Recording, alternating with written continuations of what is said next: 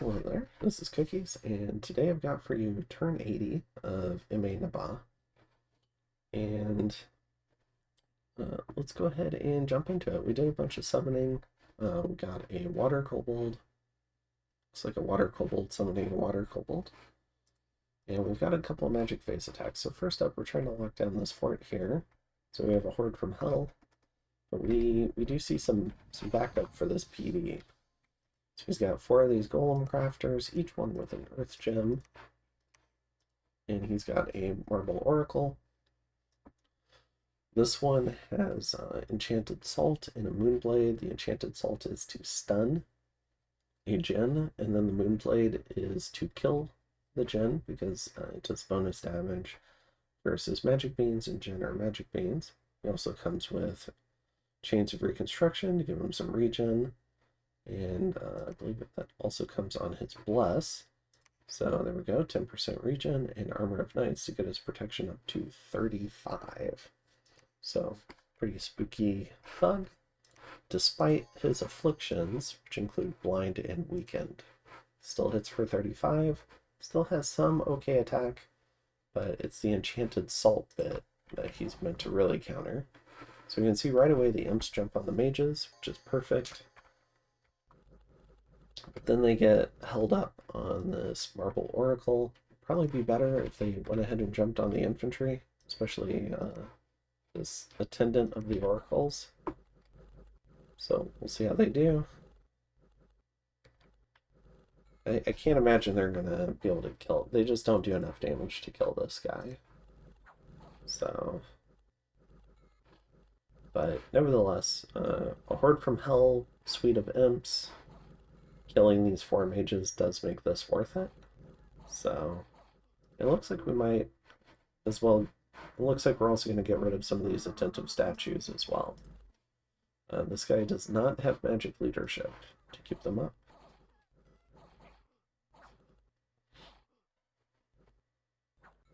Alright. Also, attacking into the below, we have another horde from hell. This time we just find a little bit of PD. Should not be a threat. So go ahead and clean that up.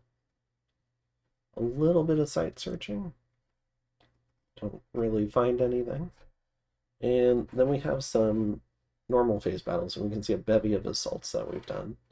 So we're trying to put the pressure on Naba now that we won that main army fight.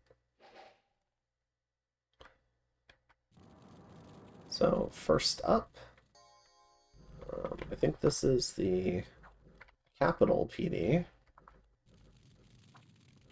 So we're trying to lock down the cap, so we've got some imps from Horde from Hell, we've got some Shaitan. Now, if the Pretender had been patrolling here, we would have tried to send him to hell, but looks like he decided to stay indoors this time. So we're dueling with the infantry from the PD.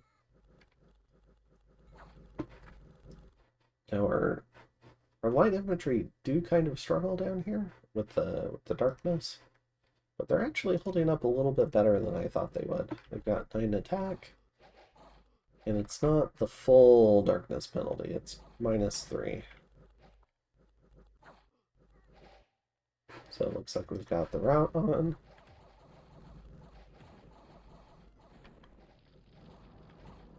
And the imps are just jumping on everybody. Okay. So in Agartha, we lose 9 imps. We clear the PD, a fairly sizable amount of PD, so pretty happy about that. We'll go ahead and stay with my current war, and then we'll come back to these other ones. In Silver World, so trying to seize the cap circle, we send in the main army. It's just 1 PD. He does get to see what I'm fielding, but he was already familiar with that, so I'm not too worried about that. And it's not enough to trigger gem usage, so we're all good there. So we're fielding an army of about 340 and getting ready to move on to the capital. In Mile Deep, this is the fort to the north of the capital. Also, it's a throne. We've sent some Great Eagles, we've got some Janguard, and it's just 1 PD again. So this should go fine. Alright. In the halls, which is to the east of the capital, we've got another little party of Vanguard taking on some cavemen.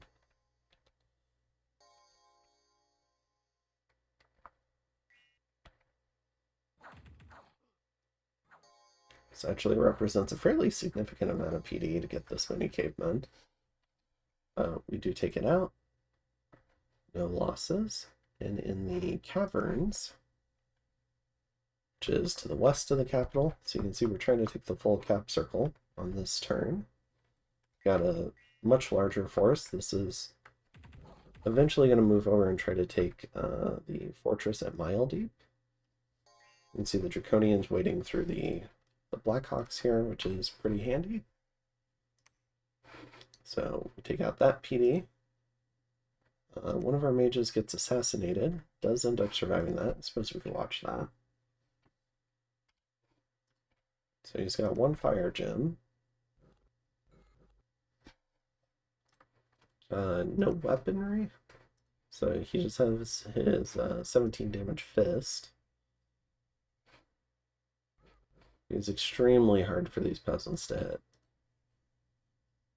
As he hasn't seen, it's basically just a DRN roll.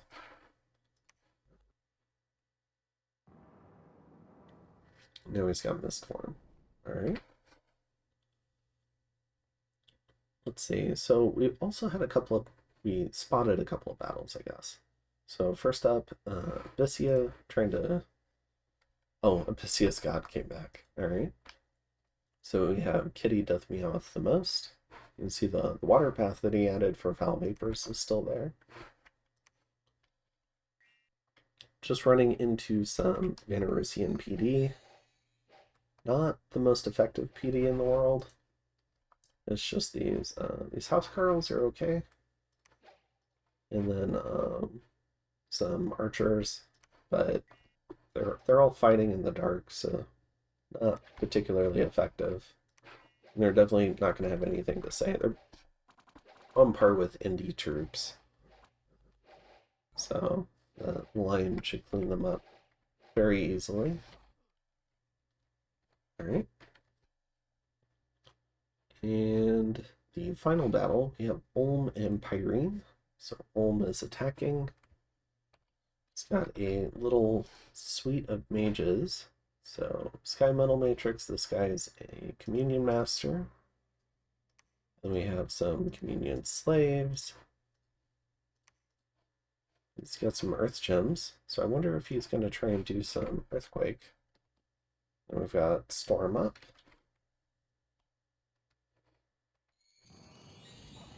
Oh, Meteor Shower.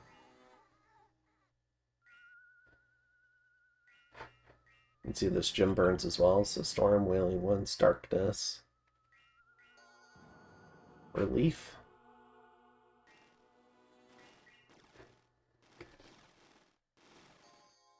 Unfortunately, he didn't, because one of the Communion Slaves died, he didn't keep his paths needed to cast the Meteor Shower. So he didn't end up casting that. Might have needed like an extra Communion Slave too to properly pull that off for some more chaff.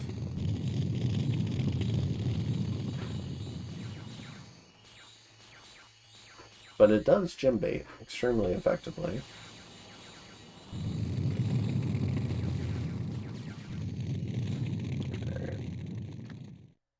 That was kind of loud, so let me just double check my sound settings.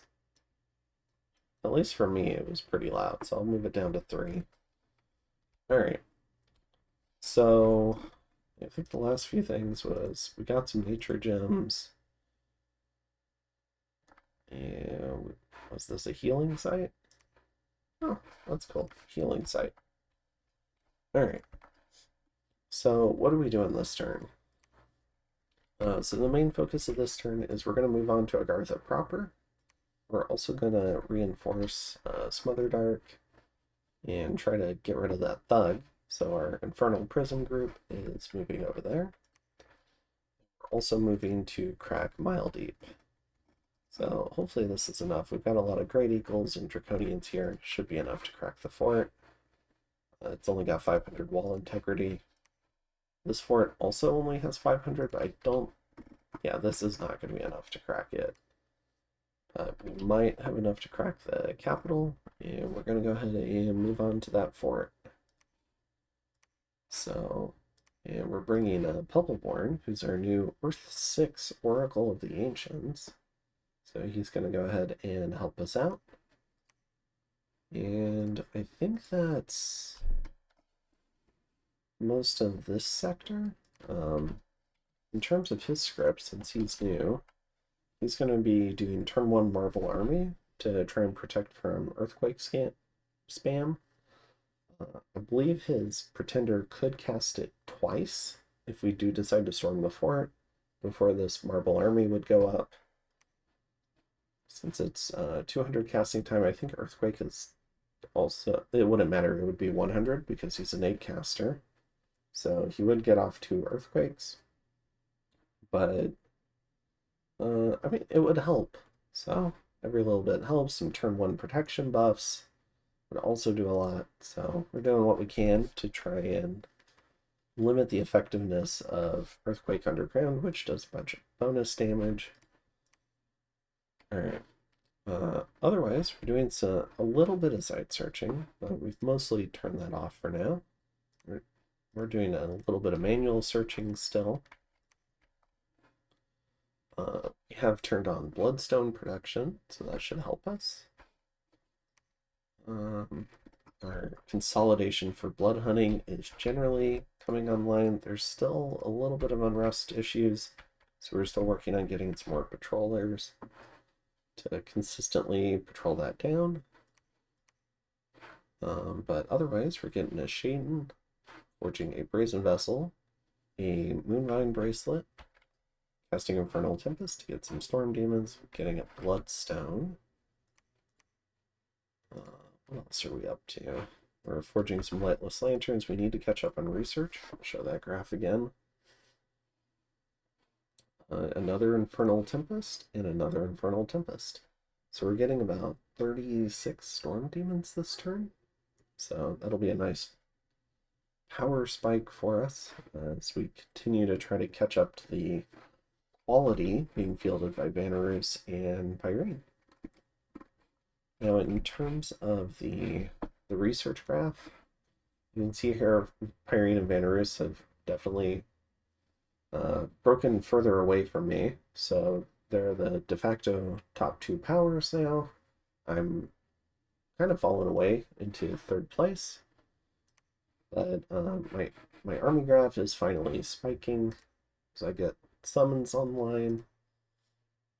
I think I can recover this research graph a little. That would be good. My blood income is very good, though. It's right in line with Pyrene's now. My gem income is in line with Pyrene's. Vanarus is pulled ahead on that front. So this is going to be a gem income versus blood income show. And in terms of my regular income, more efficient blood hunting has spiked my regular income, which is very good. Should have done this a long time ago. And yeah, I think that's most of it. So otherwise, trying to press the advantage against Agartha and see if we can find some openings to try and close out this war. And the reason why we're in a hurry is Vanarus is just about finished killing Abyssia. We've got this last fort to storm.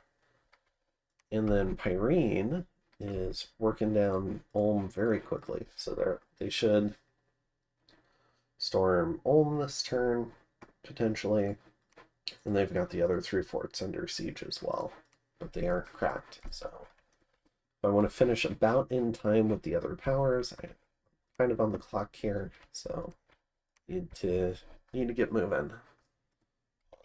Also, Man is wrapping up his war with Asphodel, so he's probably due to storm Shade Forest.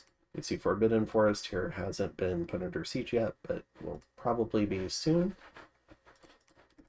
And so there's 4 wars on the map at the moment, and they're all finishing around the same time, which is, I think, pretty interesting. So I'm looking forward to how the next set of wars shapes up, if anyone attempts a throne rush to try and win. And yeah, I'm looking forward to maybe whatever the next late game war ends up being. I'll see you in turn 81. Have a good one.